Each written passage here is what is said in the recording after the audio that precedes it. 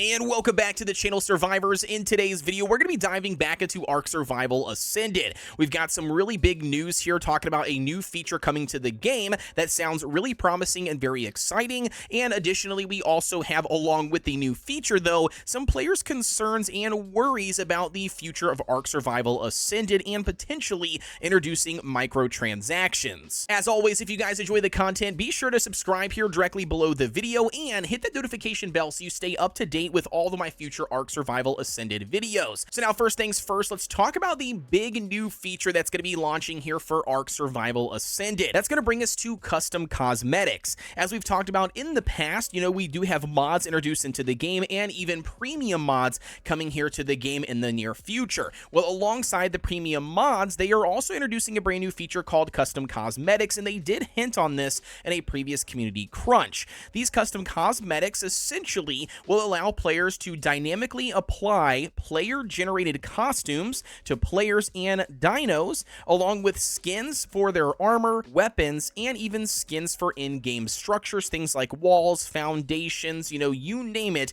If you want something to look a little bit differently, you can absolutely do it. Now, as cool as that sounds, we do already have mods into the game, and so how do these technically differ from standard mods? Well, it differs because these Custom Cosmetics are actually going to be able to be carried into the official servers. They talk about launching this in 2 different phases, and we'll go over what each phase means, but essentially these Custom Cosmetics will be taking place or be able to be visible on official servers and not just on private worlds. And so now when it comes to phase 1, this is officially set to launch on February 1st, so basically in 3 days from the time of recording this video. They basically talk about how the first iteration will mean that client side, so you the player, will actually have to download the Custom Cosmetic mod in order for you to see other players using it or for you to see it on official servers hosted by Wildcard and Nitrado. So this first phase will function very similar to mod system that we already have in the game, where you're going to have to download or pre-download those mods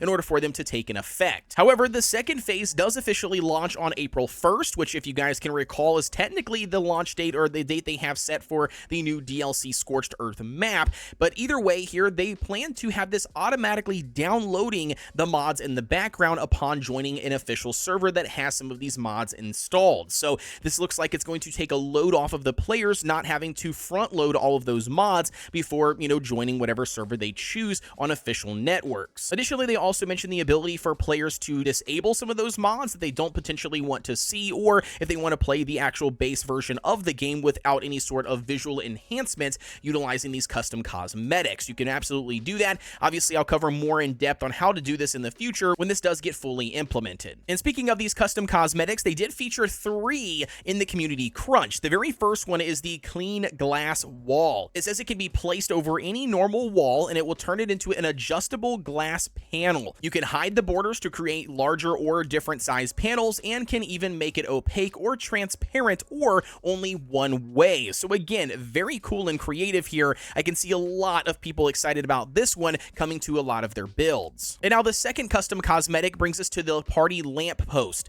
This one will be placed directly onto the omnidirectional lamppost that you craft in the game, and it will actually give you the ability to set a primary and a secondary color. It would allow you to adjust the intensity of the primary and the secondary colors and even give you the ability for different blinking speeds. Again, think like a sort of a party or a rave, if you will. They will have different strobing effects, slow blinking animations, you name it. It's just going to add a lot of flexibility when it comes to the omnidirectional light post. And then the third and final one is the Tic Tac Toe Table, which, as you would expect, is just 2 players playing tic tac toe over top of the standard wooden table inside of the game. Really cool and creative here. Again, just another little small mini game and something else for you to do, potentially maybe waiting between breeding cycles, mating cycles, or waiting for something to craft. You name it, it's a fun little mini game that you can obviously partake in. And I think all this stuff is really cool, and I do know that the Ark's community has a really big, support for modders. I know there's a ton of players that don't even play the base versions of these games or even play on the official servers at all, and they only play on like heavy modded servers that completely changes the player's experience from the base game. So because of that, I have no doubt that this is a huge W in the pockets here for Wildcard. However, as you would expect, I do also have some concerns related to this feature coming to the official servers.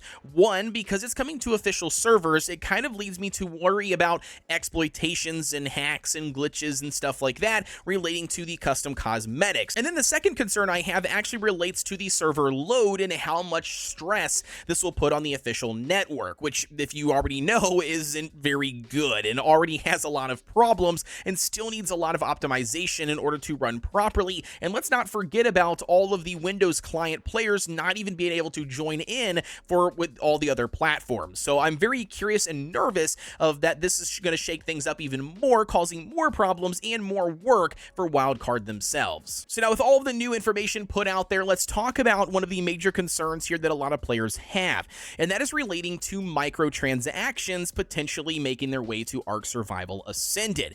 And a lot of people are speculating, including other content creators for Ark, that the microtransaction system is going to come out of these custom cosmetics and kind of like a UGC shop, if you will, very similar to something like Roblox, where players are going to be creating tons of different assets for customizations that other players can purchase from, and obviously Wildcard getting some sort of fee or kickback for purchasing these custom cosmetics. Now, again, none of this has been confirmed, and this is all speculation and all theory currently at the moment, but that is what a lot of people are speculating that it will turn into, just simply due to them allowing these custom cosmetics on the official network. And now, in addition to this UGC style microtransactions for custom cosmetics, people are also talking about and concerned of the Frontier Adventure Pack launching for Scorched Earth, and that this being a test for how this performs to see if they introduce more adventure packs into future DLCs. Now, again, this is going to be correlating to more microtransactions and more money that players are going to put into what was supposed to be free DLC coming to the game. And I know all of this is really tough to kind of swallow and wrap your head around, because a lot of it is pure speculation and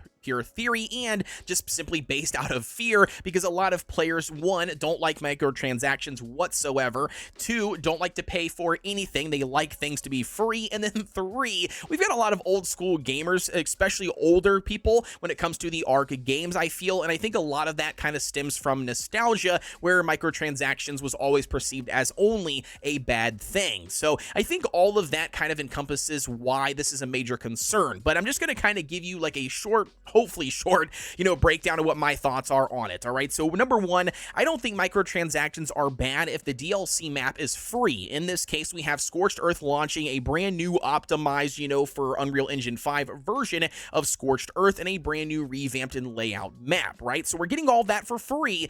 I don't have no problem with them dropping a Frontier Adventure pack. However, the only concern that I do have is what exactly is in that pack and how does it affect gameplay?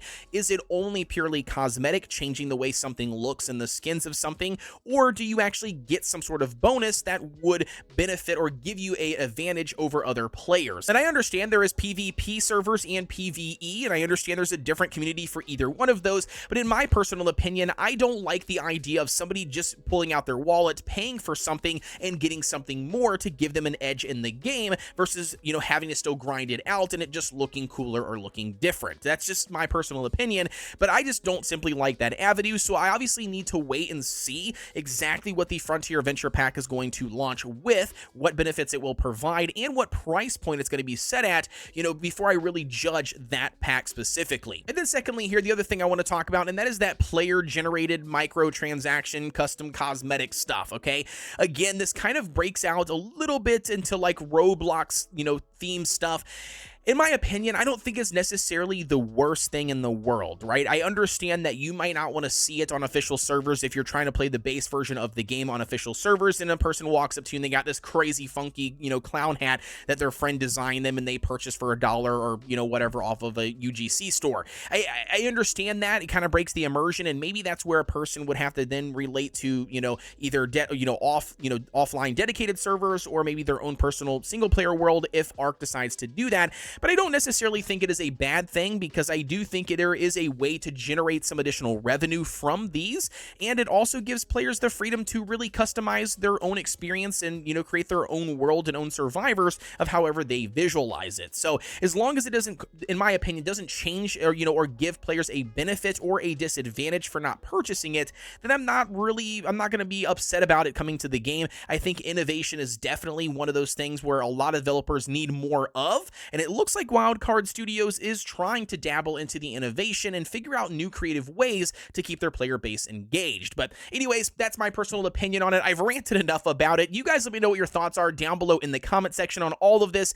You guys know I love the discussions in the comments. I love going back and forth, seeing what your guys' thoughts are, and it kind of gives me some inspiration when it comes to, developing new videos on new topics. With that being said, as always, don't forget to like, comment, and subscribe here on the channel for everything Ark Survival Ascended related. Also, don't forget about my Discord if you guys are interested in joining it. You can utilize the link down below in the description. But until next time, guys, I'll see you on the next one.